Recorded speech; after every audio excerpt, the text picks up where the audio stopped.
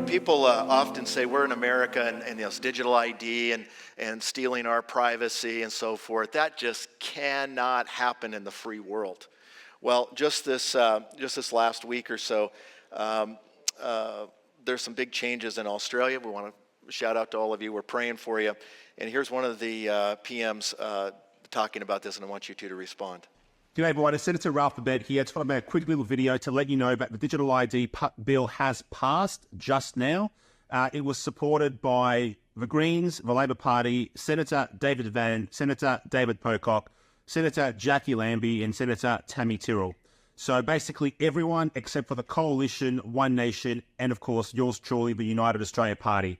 It is a sad day for freedom today. Like I've always said, this digital ID has the ability to lead towards a social credit system. It has the ability to really weaponize the central bank digital currency, and it's all round a bad bill. I mean, who trusts the government to have that much information that belongs to us in a central place?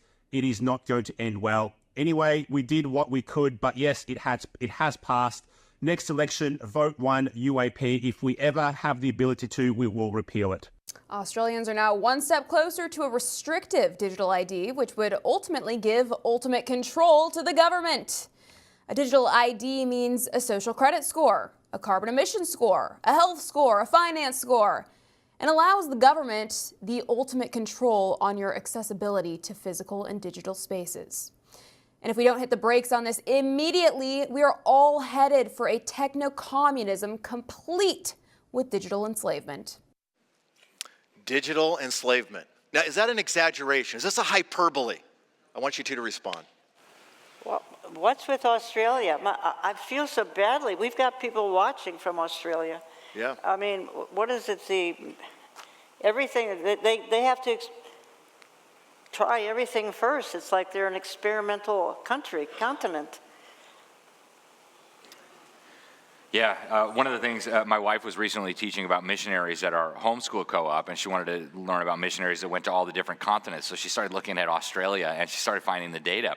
Australia has gone into apostasy much more rapidly than the United States. The church has just been absolutely decimated there. The number of people who are Christians is a fraction of what it is here. And so without, Christians who act as salt and light, well, what happens? The society descends even quicker into barbarism. I actually debated whether to write this article. A couple of days ago, I found out that they were teaching bestiality in a public school in Australia to children, 13, 14, and 15. And I thought, this is so wicked. Is this one of those things that are just so shameful you can't even talk about it? And so I almost didn't write it, but I decided, you know what, people need to know that this is what's happening now. And by the way, it's not going to stay in Australia. It's going to come here too. The more people turn away from God, the more we're going to see this wickedness. And so Allison is absolutely right. This is on the road toward techno-communism, techno-slavery. And, God put us here for a reason.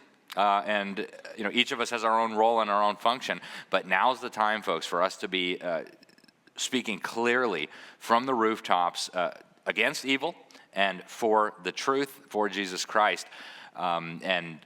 Australia and California and you guys here in Minnesota, you guys may be first, but eventually this is going to sweep over the whole United States of America. So we've got a lot of work to do.